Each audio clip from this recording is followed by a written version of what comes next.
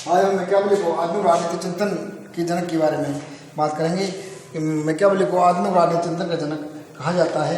इसकी निम्न विशेषताओं के कारण ही इसे आधुनिक माना जाता है। सबसे पहली जो बात आती है वो ये है, नंबर 1 जो बात की जाती है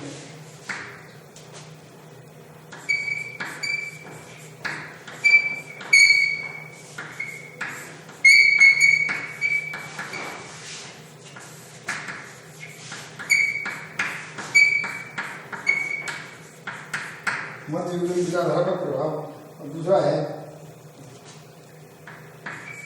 मैकियावेली प्रथम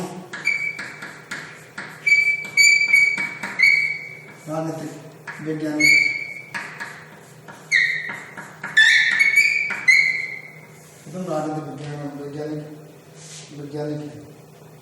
ऐतिहासिक व्यक्ति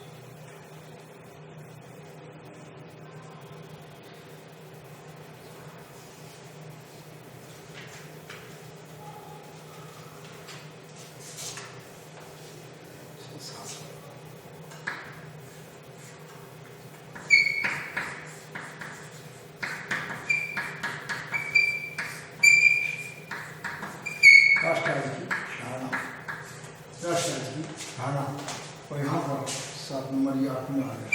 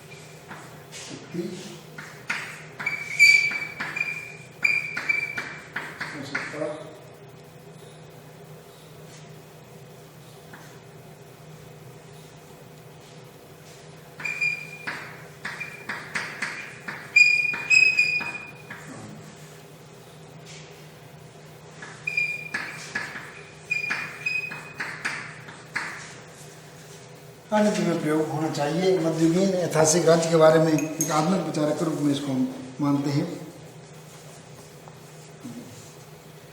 अधिकांश विद्वान मैकियावेली को आधुनिक युग का जनक मानते हैं। एक और मध्य युग का अंतिम विचारक भी कहा जाता है, दूसरी ओर आधुनिक युग में प्रथम है।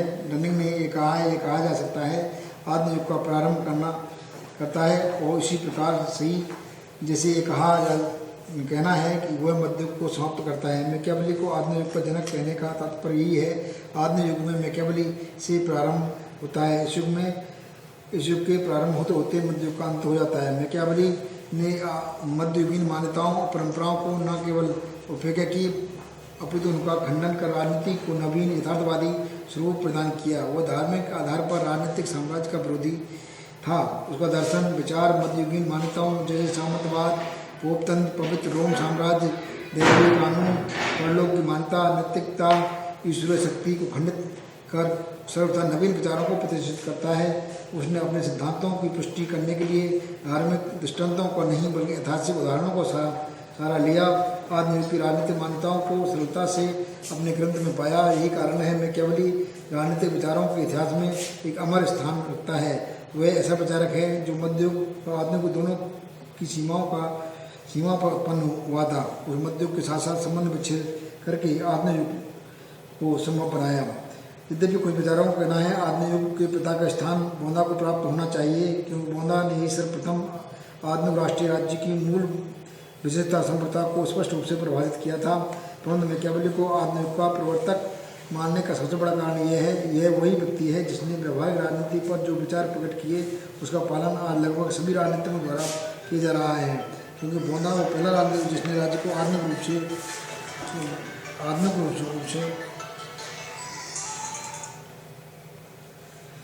विचारक है, क्योंकि आधुनिक रूप से मैकियावेली ने आधुनिक राज्य की धारणाओं के संबंध में भी ये बात की है। मैकियावेली प्रथम लेखक है जिन्हें राजनीति को नैतिकता और धर्म से पूर्णतः पृथक किया है, धर्मनिरपेक्ष विचारों को जन्म दिया है जो आधुनिक युग की विशेषता है।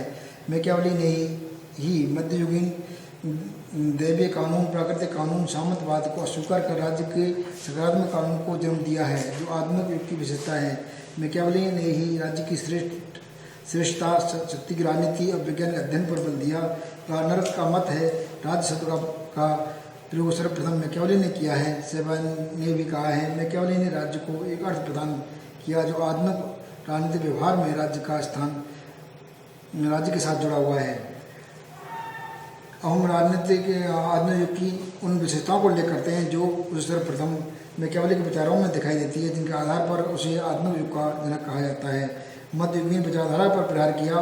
मैकियावेली ने विभिन्न प्राचीन और मध्ययुगीन विचारों परंपराओं सर्वदा भिन्न रखा और अपनी रचनाओं में उसने दैवीय कानून या पोप के प्रभुत्व और सामंतवाद जैसी बातों पर उसने प्रहार किया और राज्य में फैली अव्यवस्था को मैकियावेली ने इटली की अव्यवस्था के लिए सामंतवाद को भी दोषी ठहराया। मैकियावेली प्रथम राजनीतिक वैज्ञानिक है। कैटलिन के अनुसार मैकियावेली प्रथम राजनीतिक वैज्ञानिक था। अरस्तु की अपेक्षा कैटलिन यदि मैकियावेली को पहला राजनीतिक वैज्ञानिक मानता है तो इसलिए अरस्तु ने राजनीतिक सैद्धांतिक पहलुओं को वैज्ञानिक रूप दिया और मैकियावेली ने व्यवहारिक रूप प्रदान किया। मैकियावेली ने राज्य की काल्पनिक और आध्यात्मिक साधनों में विश्वास नहीं रखता है, वह तो व्यवहारिक राजनीति के उपयोगी साधनों का समर्थन करता है। वह है राजनीतिक दार्शनिक नहीं, राजनीतिक यथार्थवादी है। ऐतिहासिक पद्धति मध्य युग में धार्मिक और राजनीतिक सही प्रकार की समस्याओं को चिंतन ईसाई विचार के आधार पर किया गया था। मैकियावेली ने इस पद्धति का परित्याग करके उन्होंने एम्पिरिकल अद्भुत प्रधान या ऐतिहासिक हिस्टोरिकल मेथड का अपनाया। मैकियावेली ने अपने विचार तक पहुँचने के लिए इतिहास और तर्क का सहारा लिया, जिसके परिणाम स्वरूप उन्हें राजनीति का आधार ही परिवर्तित हो गया। राज्य की आधुनिक स्थिति का निरूपण किया। आधुनिक युग का यह प्रमुख लक्षण राज्य को प्राप्त अत्यंत महत्वपूर्ण स्थिति है। अरस्तु के बाद मैकियावेली सबसे पहला राजनीतिक विचारक है जिन्होंने राज्य की महत्वपूर्ण स्थिति का निरूपण किया। मैकियावेली ने इस बात पर सबसे अधिक जोर दिया कि मानव जीवन की संपूर्णता के लिए एक सुदृढ़ और संगठित राज्य की परम आवश्यकता है। राज्य को उन्होंने एक प्रकार से साथ माना और सेवाइन के शब्दों में किसी भी अन्य विचारक की अपेक्षा मैकियावेली ने आधुनिक राजनीतिक अर्थ में राज्य की सबसे सही परिभाषा दी है। राज्य की संपूर्णता के संबंध में भी मैकियावेली ने कहीं बोंदा, ग्रोसिस, हॉब्स, ऑस्टिन की भांति राज्य की संपूर्णता का विचार नहीं दिया है, ना ही उसने कोई परिभाषा दी है, पर राज्य को उसने सर्वोपरि संस्था माना है जिसकी अधीनता में सभी व्यक्ति सभी संस्था रहती हैं। सेवाइन के अनुसार राज्य एक सर्वोच्च राजनीतिक संस्था के रूप में मैकियावेली की लेखनी में पहली बार व्यक्त होती है, तब से उसे संप्रभु कहा जाने लगा है। राष्ट्रीय राज्य की धारणा के संबंध में भी आधुनिक युग राष्ट्रीय राज्य का युग है। मैकियावेली ने अपने चिंतन के माध्यम से राष्ट्रीयता का समर्थन किया है और राष्ट्रीयता के प्रति उसकी आस्था का मुख्य कारण इटली, फ्रांस आदि राज्यों की तरह छोटे छोटे राज्यों में बटे इटली का एक राष्ट्रीय राज्य में संगठन करता है। मैकियावेली के समय राष्ट्रीय राज्य शक्ति के प्रतीक और विकास के लिए आधुनिक उपयुक्त हैं, अधिक उपयुक्त हैं। अतः वह ये भी चाहता है इटली का राष्ट्रीयता के आधार पर एकीकरण हो और वह एक शक्तिशाली और विकसित राष्ट्र का आकार ग्रहण करे। उसने ये इस युद्ध प्रादेशिकता के आधार पर इटली के एकीकरण का समर्थन किया है। इस प्रकार इटली के राष्ट्रीय एकीकरण का समर्थन करके उसने आधुनिक राष्ट्रीय राज्यों के विकास का मार्ग प्रशस्त करता है। मैकियावेली पहला विचारक है जिसने राजनीति को धर्म और नैतिकता के प्रभाव से सर्वथा मुक्त और पृथक किया है। इस दृष्टि से वह मध्यकालीन विचारकों में सर्वथा भिन्न है। मध्य युग के समस्त राजनीतिक दर्शन में धर्म राजनीति पर हावी रहा है। नैतिकता और धर्म की दुहाई देने वाले राजनीतिक संस्थाओं का विकास अवरुद्ध किया गया। मध्य युग के अंत में राजनीति को धर्म से पृथक करने की आवश्यकता अनुभव की जा रही थी, लेकिन किसी ने भी इस संबंध में आवश्यक साहस का परिचय नहीं दिया। मैकियावेली ने ही सर्वप्रथम निडरता के साथ घोषणा की कि राजनीति का धर्म और नैतिकता से कोई संबंध नहीं है। राजनीतिक लक्ष्यों की प्राप्ति के लिए उचित अनुचित, नैतिक अनैतिक सभी प्रकार के साधन अपनाए जा सकते हैं। वो धोखा ढोंग राजा के लिए जरूरी समझता है और कहता है राजा को जहाँ एक और शेर का साहस होना चाहिए, वहीं दूसरी ओर लोमड़ी की चालाकी भी आवश्यक है। शक्ति और सत्ता के प्रयोग में शक्ति और सत्ता की राजनीति में प्रयोग का शुद्ध उदाहरण ही माना है। आधुनिक युग में शक्ति राजनीति का युग है। राजनीति में शक्ति का प्रयोग इतना अधिक होता है कि आज राजनीति को शक्ति के लिए संघर्ष, स्ट्रगल फॉर पावर कहा जाता है। यह शक्तिवादी राजनीति को वस्तुतः वास्तव में मैकियावेली ने ही आरंभ किया है।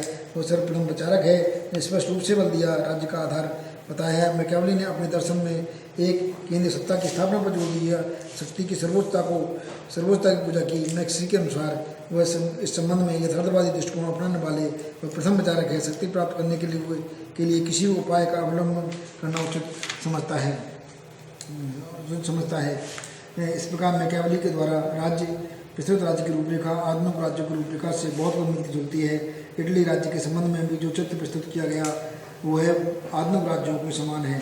आधुनिक राज्य संपूर्ण संपन्न धर्मनिरपेक्ष स्वतंत्र अस्तित्ववान राष्ट्रीय राज्य हैं। कुछ राज्यों में साम्राज्यवादी प्रवृत्ति गंभीर रूप से विद्यमान है। मैकियावेली ने यह स्पष्ट किया है संवर्धन राज्य और प्रभुत्व विस्तार राजा के लिए आवश्यक है। उन्होंने यह भी स्पष्ट किया राज्य अपना स्वतंत्र अस्तित्व बनाए रखते हुए उन्नति कर सकता है। फिर भी आधुनिक युग का जनक होने के दावे किए हैं। इस तरह से स्टूडेंट आपके लिए आज मैकियावेली के राज्य के बारे में या आधुनिक जनक के बारे में भी आज बात की, जो कि आपके लिए महत्वपूर्ण होगा। ठीक है, धन्यवाद। आज मैकियावेली आपका पूरा हो गया।